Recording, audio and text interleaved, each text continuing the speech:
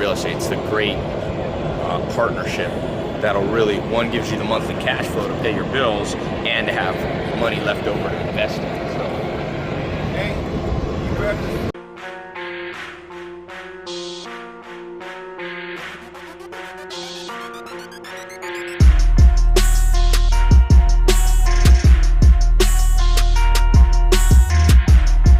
I got a meeting with my accountant, so I got to be back early. This thing saves a lot of traffic.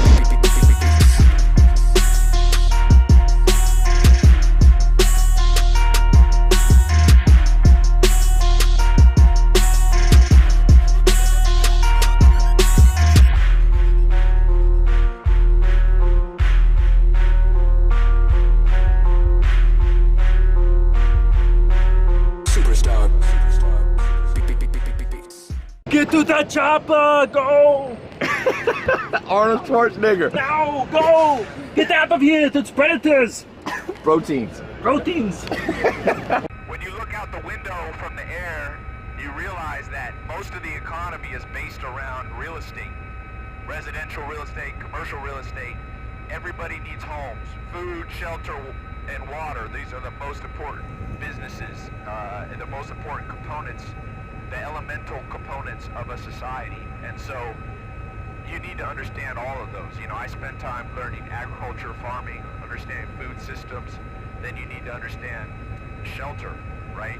And shelter is something that even if you're a full-time entrepreneur or have a full-time job, you still want to have an understanding of it, because like Warren Buffett says, the more you learn, the more you earn.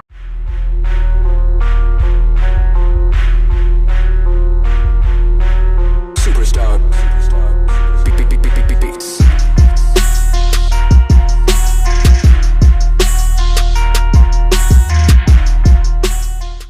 We just passed a whole bunch of commercial real estate, warehouses, and the thing about investing in long-term assets, wealth-creating assets like real estate, is there's a lot of different types of real estate. So people get confused, and one of the most common mistakes people make is doing too many things. So trying to learn commercial real estate, learn residential, try to flip house, rehab, wholesale, do rental properties, multi-units and all that. And the better way to think about it is to narrow and focus one at a time. So you can do commercial real estate.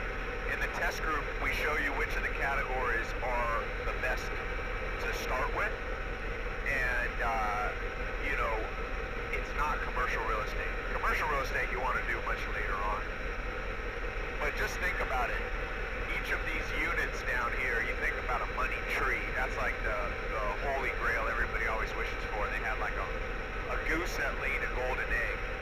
Well, if you look at every piece of property down there, if you had your name on the title of each of those, just each one of those becomes a goose that lays a golden egg, except a goose will die. A piece of real estate will be there. These homes, a lot of these have been there for 10, 20, 30, 40, 50, even 100 years here in Southern California, and depending on where you live, even longer. So you're talking about a multi-generational wealth creation asset. And so it's very important that you control some real estate, even if you only buy one house, to diversify. One or two rental properties. And in this test group, Cole's going to show you how he went. By the time he was, I think at 21, he had bought something like 66 houses. So you can start this young. He didn't have any cash to start. You can learn how to do what's called creative financing. It's all inside this test group. Give us 4 months. And Cole, myself, and other people who are teaching in the program are going to show you everything you need to know.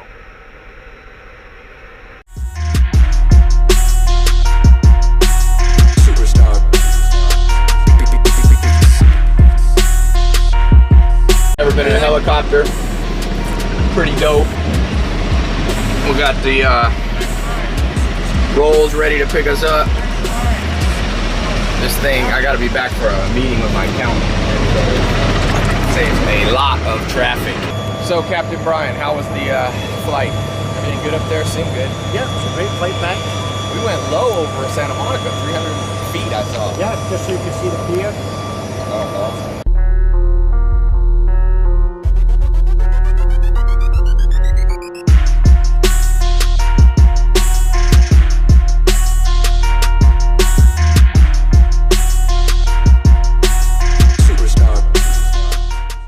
my number one priority is optimizing the day. So what I mean by that is every day, you know certain things have to be done.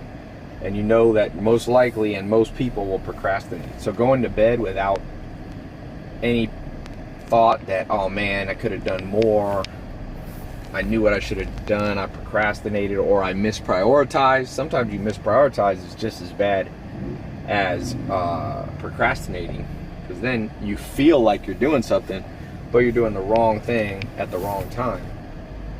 So if I can go to bed thinking, you know what, not much I would change about the day, then I consider it a good day. And if it's not going to be like that every day, so what you have to do, if at the end of the day you don't feel like you did it, it's going to happen. You just don't want it to happen more than about 20% of the time. About 2 days of the week you should be slack, and the other 5 you should get a lot done. And it's not just about accomplishing things. It's not just about checking off a checklist. One of your things you could have focused on that day is just taking a vacation. So then you want to go to bed knowing that you optimized for the vacation, like that you actually weren't working, you weren't stressing yourself out, you were focused on lowering your heartbeat, your heart rate, lowering your blood pressure, lowering your cortisol, fight or flight reactions. And so it changes day by day, but that doesn't change. Because if you end up in a life where you have a ton of regret, then not only do you feel less happy in the moment, but there's a second part scientists have found of happiness. Happiness is not just a one-way thing. It's not just, I feel good in the moment. They call that hedonic pleasure.